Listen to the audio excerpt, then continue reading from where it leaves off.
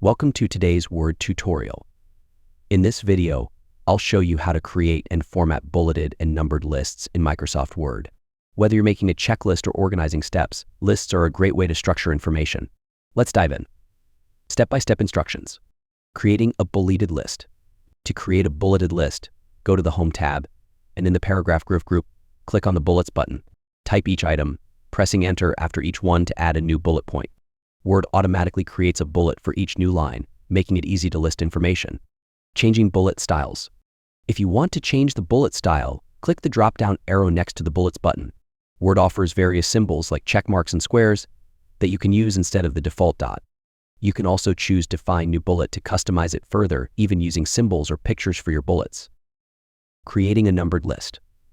To create a numbered list, go to the same paragraph group and click on the numbering button.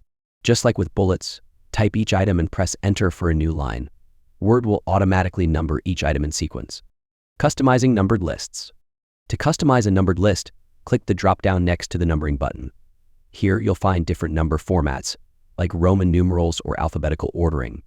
You can also select Set Numbering Value to start the list from a specific number or continue numbering from a previous list. Using multi-level lists. For lists with sub-items, use the multi-level list option. Click the drop-down next to the multi-level list button and choose a style. Press Tab to indent a list item, creating a sub-level, or use Shift-Tab to return to the main level. This feature is great for organizing complex information with main points and subpoints. Closing, and that's it. Now you know how to create and format bulleted and numbered lists in Microsoft Word.